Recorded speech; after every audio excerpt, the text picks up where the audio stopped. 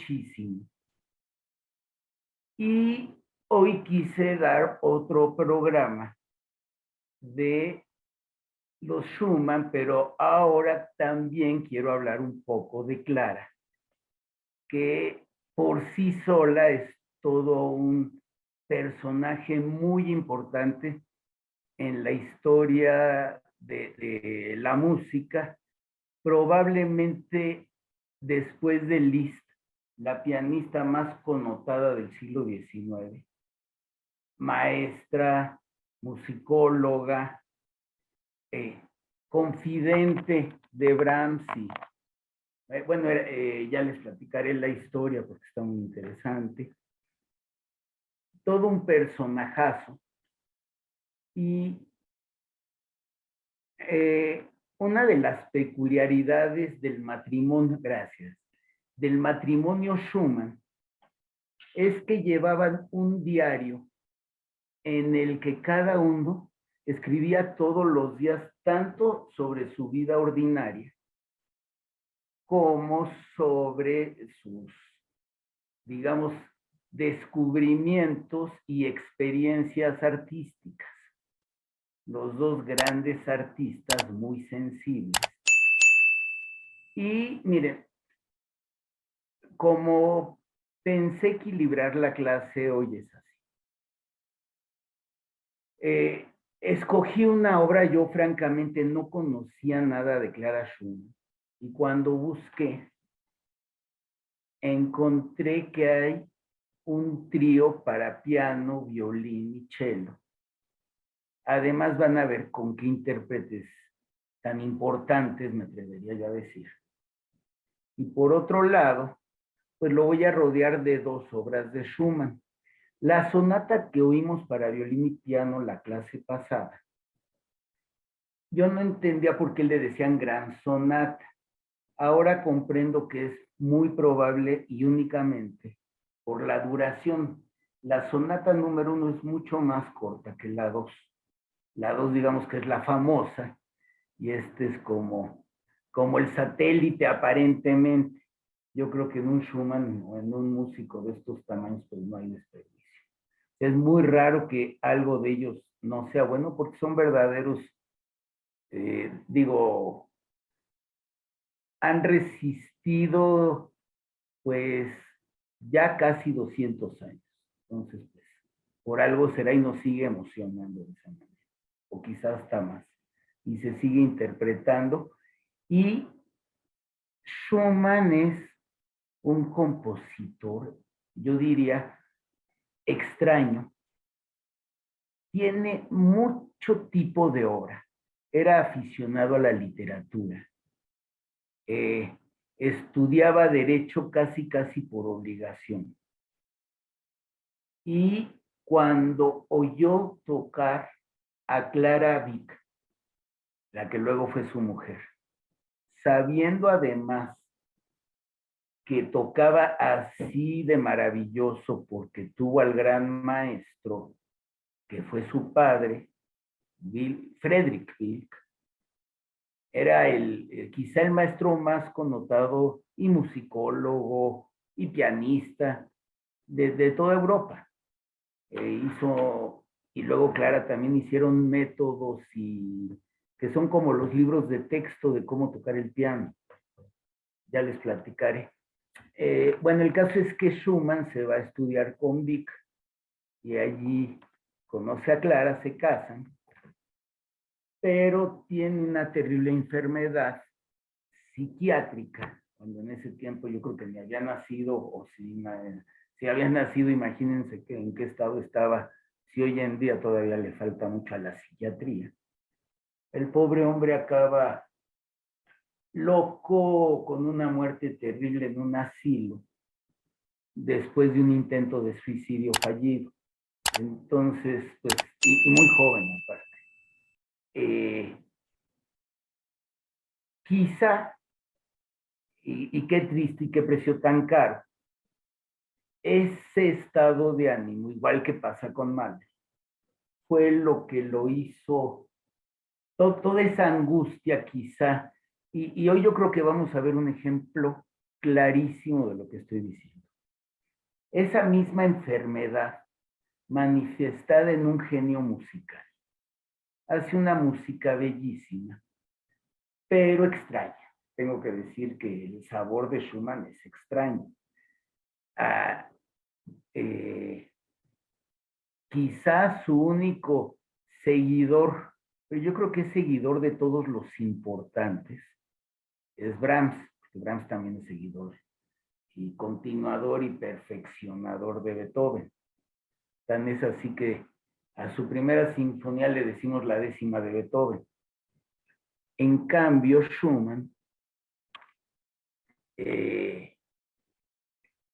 no creo que tenga, bueno, se puede ver desde dos puntos de vista, como el gran revolucionario o como que tomó una sola corriente. Pero si lo analizamos, pues quizá de allí nace todo el expresionismo musical.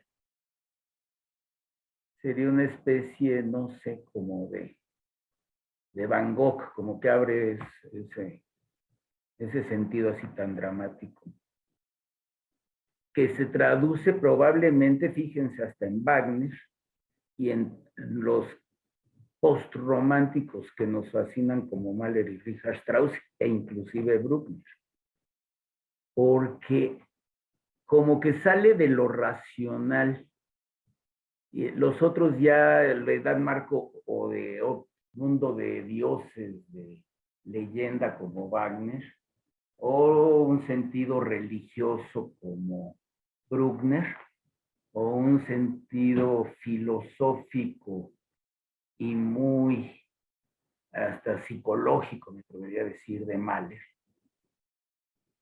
En cambio, Schumann para mí es el romántico de los románticos en ambos sentidos.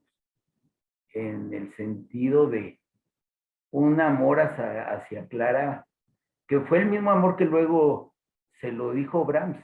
Las cartas de Brahms a Clara son tan amorosas que Brahms le pidió que las destruyera, pero una de las hijas la convenció que no, que porque eran para la posteridad. Imagínense qué personaje, ¿no?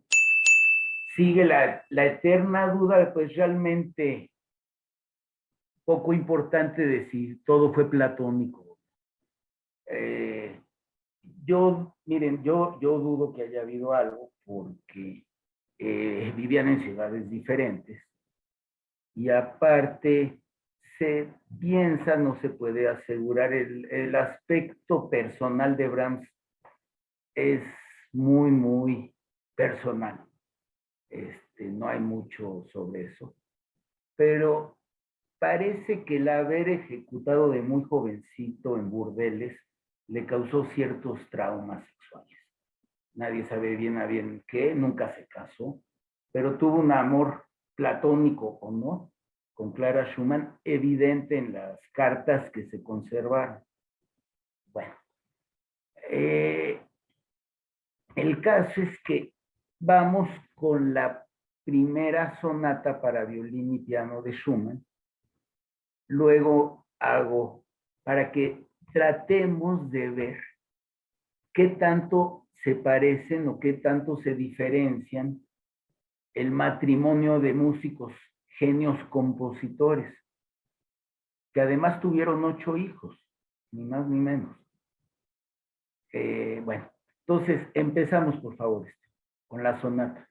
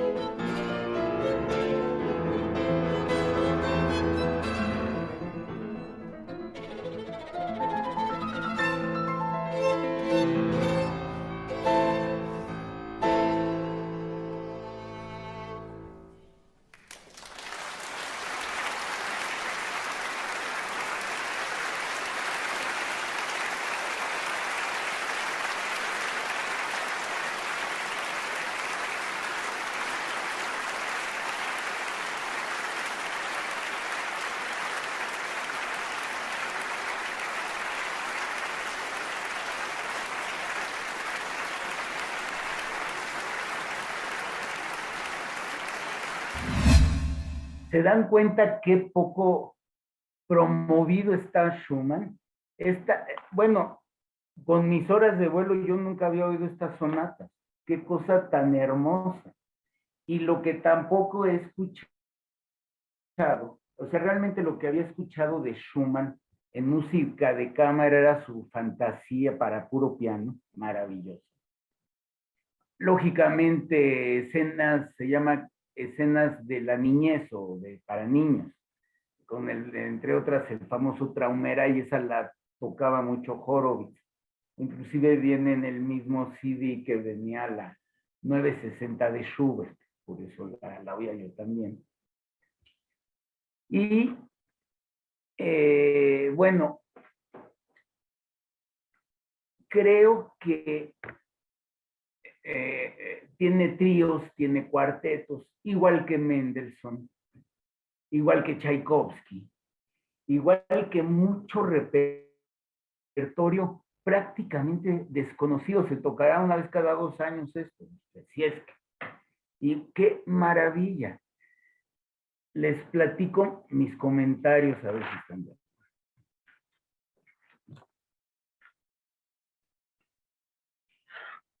Miren, es apasionado desde el principio. Amoroso, no en el sentido, digamos, romántico, en el sentido amoroso. O sea, absolutamente un hombre por una mujer. O, o, eh, pongo, no la conocía, qué maravilla, desde el primer movimiento. Tiene la autoridad de Brahms, pero quizá aquí con más dulzura. Y miren, les quería decir, en cuanto a la música de cámara de Schubert, yo les diría, lo que más se escucha sin duda es el cuarteto La muerte y la doncella, y quizá porque tiene un sobrenombre, no porque no sea maravilloso, sobre todo ese fantástico segundo movimiento. Inclusive hay una película que así se llama, sobre la dictadura chilena, muy, muy terrible la peliculita.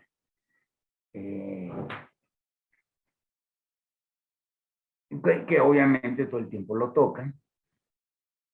Y quizá algunas sonatas, las últimas sonatas para piano, La Trucha, y 6, 7 obras exageradamente. De Schumann, pues fuera de esas de escenas para niños de piano que la promovió mucho Horowitz, pues yo creo que únicamente así como una obra muy relevante en cuanto a que se toca con frecuencia, que es maravillosa. Es la primera vez que yo escuché a Mitsuko Uchida, es el cuarteto para piano, o quinteto, no recuerdo si es el cuarteto completo y lleva los 2 violines, con, y al piano estaba Mitsuko Uchida.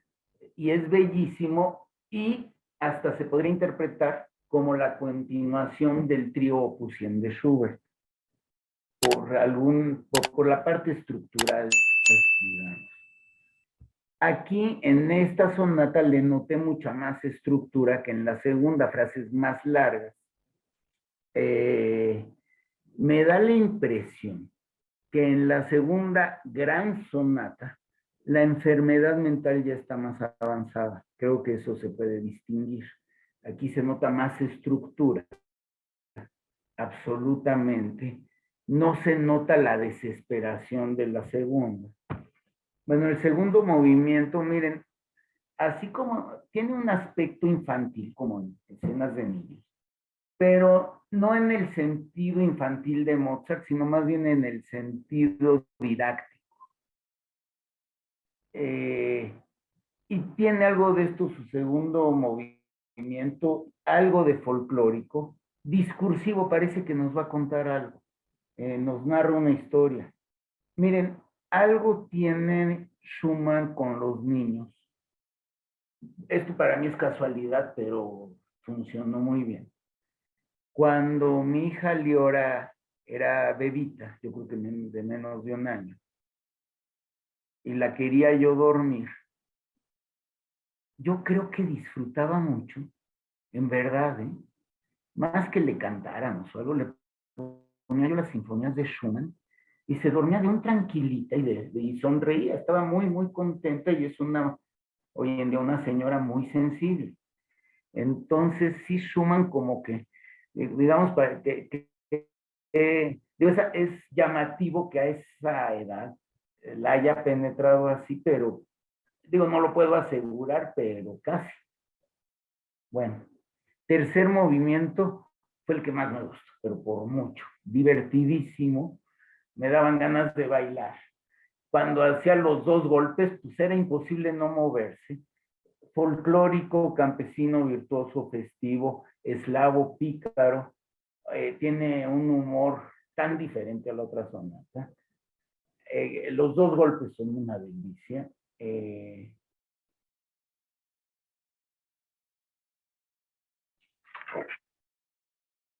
Miren, es una maravilla la amistad que tienen tanto, que tiene el violinista, el gran violinista y virtuoso, pero además promotor del folclore. Cuando digo, obviamente debe de haber diferencias y en cualquiera de esos países, si dijera esto, yo creo que me lincha y por judío más, pero la verdad es que para mí y me encanta, por cierto, todo el folclore eslavo se parece, quizá el que se puede distinguir es el ruso, pero entre lo húngaro, lo checo, bueno, también lo rumano puede ser que sí, sí hay distinciones, tiene que haber. Pero en general suena muy parecido. Es más, hay una teoría que no solamente el folclore eslavo, que todos los folclores internacionales se parecen. No sé si llamarle un estrato menor de arte y por eso, no lo sé. Pero cuando se incorpora a este tipo de música, digamos, clásica o seria, es una verdadera delicia y pocas veces falta. Bueno, inclusive están los músicos románticos nacionalistas como Borges. Es el prototipo, digamos. O Bartók. Bueno, pero ya tiene cada uno sus propias características. Bueno, bueno, ya nada más les comento que el gran violinista Joachim no era solamente un amigo de Robert, Clara y de Brahms, el propio Brahms. Es más, Brahms le dedica su único y grandioso concierto para mí, se lo dedica y creo que lo estrena Joachim. Y el tercer movimiento es totalmente húngaro. Es, eh, pero Schumann, por lo que vemos, también, bueno, era tan fuerte la amistad de Joachim con Brahms y los Schumann, que cuando Robert ya está enfermo, y Clara tocaba con Robert, él acompañaba todas las giras, la empieza a acompañar Joachim y tocan sonatas para violín y piano. Presenta una cosa espectacular y fue a donde llegaron fue totalmente un éxito. Les voy a platicar un poco de la más que interesante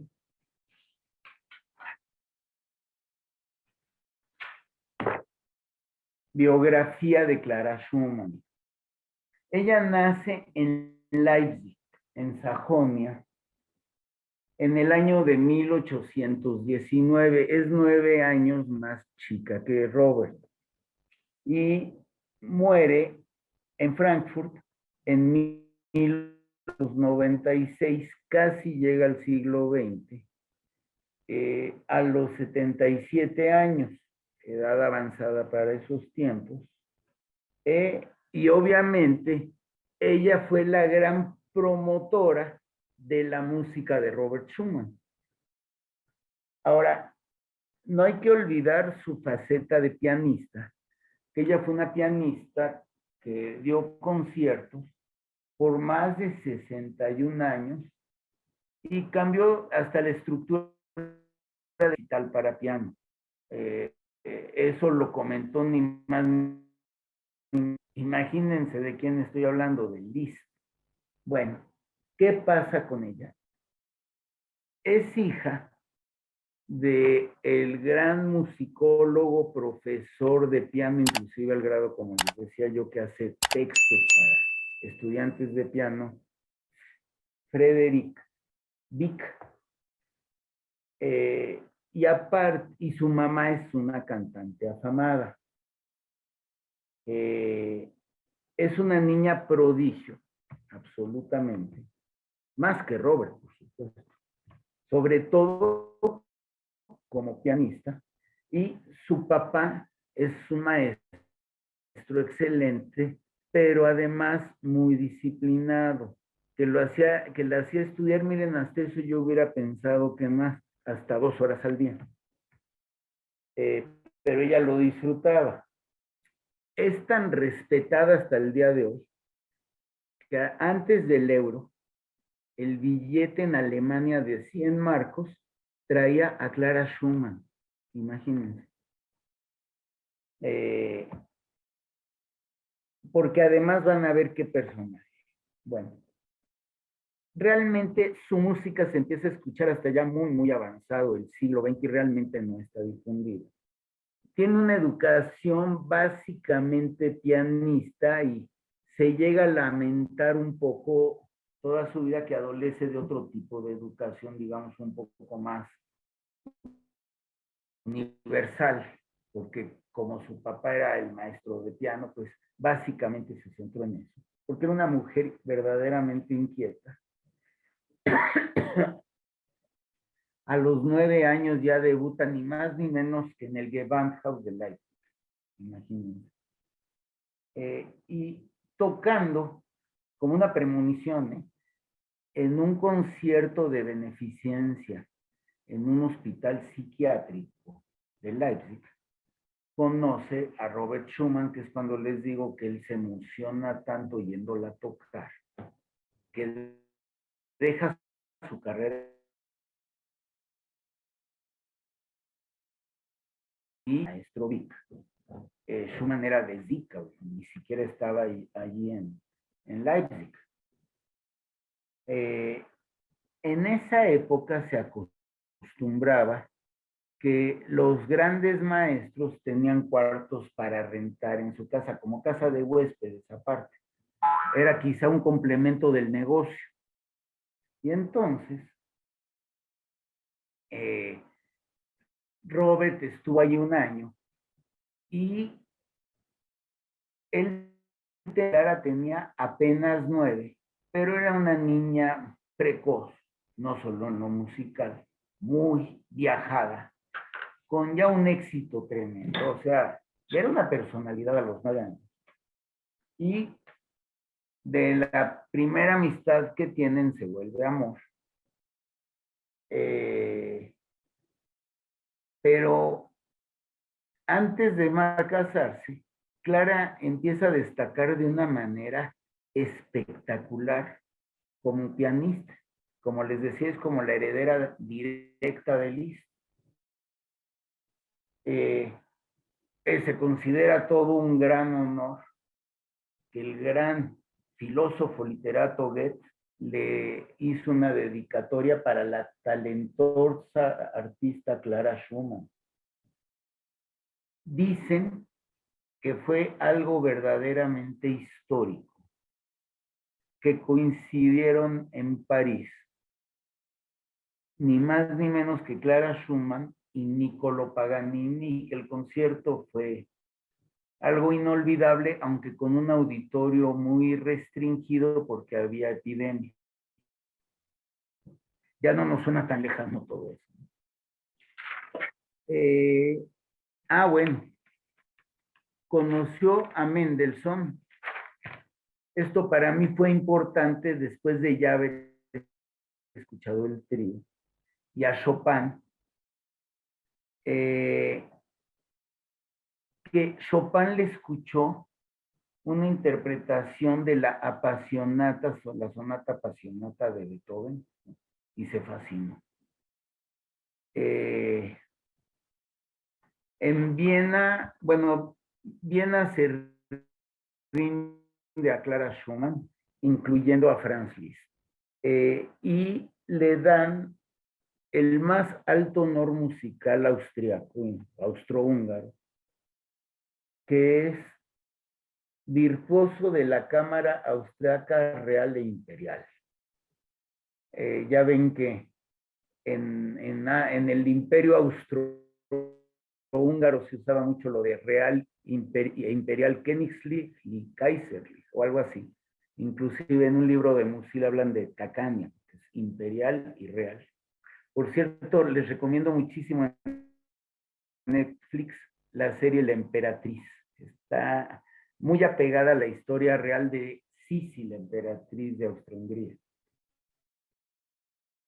Bueno, tiene mucho que ver con mis clases, toda esa época, porque acuérdense que la capital musical es Viena y justo en esa época.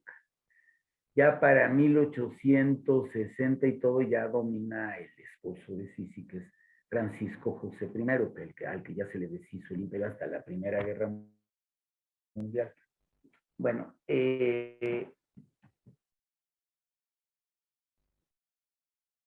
luego toca en Dresde, que está muy cerca de Leipzig, en 1849. Allí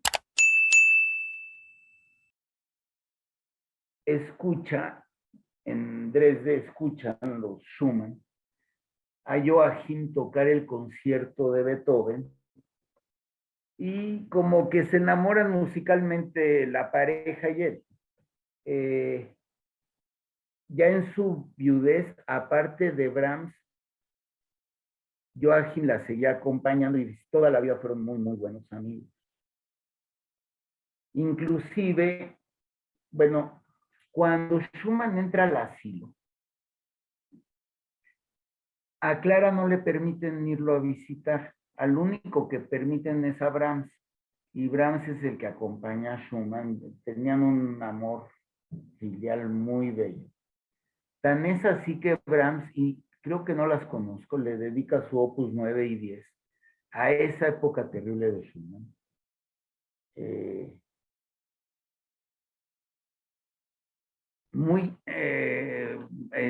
Después del intento de suicidio, les digo, 2 años en el manicomio y muere.